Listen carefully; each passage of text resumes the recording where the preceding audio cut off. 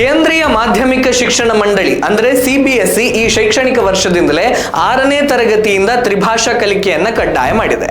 ಈ ಹೊಸ ಭಾಷಾ ನೀತಿಯ ಪ್ರಕಾರ ಸಿಬಿಎಸ್ಇ ಸಿಲೆಬಸ್ನ ವಿದ್ಯಾರ್ಥಿಗಳು 2 ಭಾರತೀಯ ಭಾಷೆಗಳನ್ನು ಕಡ್ಡಾಯವಾಗಿ ಕಲಿಯಲೇಬೇಕು. ಇಂಗ್ಲಿಷ್ ಅನ್ನ ವಿದೇಶಿ ಭಾಷೆಯ ಪಟ್ಟಿಯಲ್ಲಿ ಸೇರಿಸಿದ್ದಾರೆ.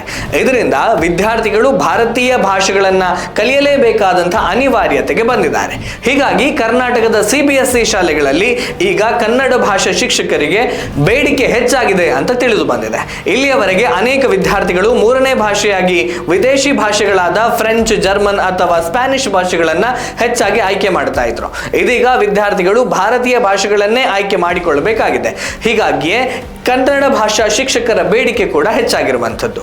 ಇನ್ನೊಂದು ಕಡೆ ಫ್ರೆಂಚ್, ಜರ್ಮನ್ ಮೊದಲಾದ ವಿದೇಶಿ ಭಾಷೆಗಳನ್ನು ಬೋಧಿಸ್ತಾ ಇದ್ದಂತಹ ಶಿಕ್ಷಕರಿಗೆ ಈಗ ಅಭದ್ರತೆ ಕಾಡತೊಡಗಿದೆ. ಇನ್ನು ಮುಂದೆ ಒಂದು ವಿದೇಶಿ ಭಾಷೆಯನ್ನ ಮಾತ್ರ ಕಲಿಸುವ ಕಾರಣ ವಿದ್ಯಾರ್ಥಿಗಳು ಇಂಗ್ಲಿಷ್ ಭಾಷೆಯನ್ನೇ ಆಯ್ಕೆ ಮಾಡ್ತಾರೆ. ಹೀಗಾಗಿ ಬೇರೆ ವಿದೇಶಿ ಭಾಷಾ ಶಿಕ್ಷಕರು ಉದ್ಯೋಗ ವಂಚಿತರಾಗಬಹುದು. ಕೆಲವೊಂದು ಶಾಲೆಗಳಲ್ಲಿ ವಿದೇಶಿ ಭಾಷೆಗಳನ್ನ ವಾರಾಂತ್ಯದ ತರಗತಿಗಳು, ಭಾಷಾ ಕ್ಲಬ್, ಪಠ್ಯೇತರ ಚಟುವಟಿಕೆಗಳ ಮೂಲಕ ಉಳಿಸಿಕೊಳ್ಳುವ ಪ್ರಯತ್ನವನ್ನ ನಡೆಸ್ತಾ ಇವೆಯಂತೆ.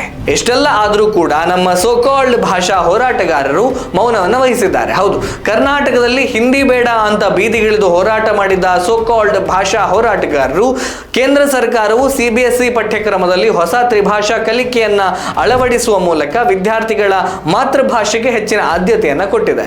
ಇದರಿಂದ ಕನ್ನಡ ಭಾಷಾ ಶಿಕ್ಷಕರಿಗೆ ಹೆಚ್ಚಿನ ಬೇಡಿಕೆ ಬಂದಿದೆ. ಇಷ್ಟೆಲ್ಲ ಆದರೂ ಕೂಡ ನಮ್ಮ ಸೋಕಾಲ್ಡ್ ಹೋರಾಟಗಾರರು ಮಾತ್ರ ಹೊಸ ಭಾಷಾ ನೀತಿಯನ್ನ ಸ್ವಾಗತ ಮಾಡಲೇ ಇಲ್ಲ.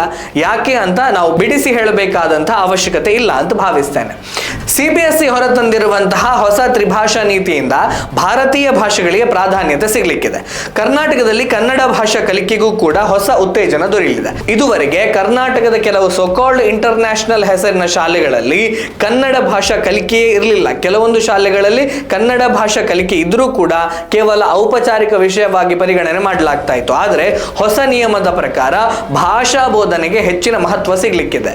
ಇದರಿಂದ ಕನ್ನಡ ಶಿಕ್ಷಕರಿಗೂ ಉದ್ಯೋಗಾವಕಾಶಗಳು ಹೆಚ್ಚಾಗಲಿದೆ ಅಂತ ಶಿಕ್ಷಣ ತಜ್ಞರು ಅಭಿಪ್ರಾಯವನ್ನು ಪಟ್ಟಿದ್ದಾರೆ. ಈ ವಿಷಯದಲ್ಲಿ ಕೇಂದ್ರ ಸರ್ಕಾರಕ್ಕೆ ಒಂದು ಧನ್ಯವಾದ ಹೇಳಲೇಬೇಕಲ್ವಾ.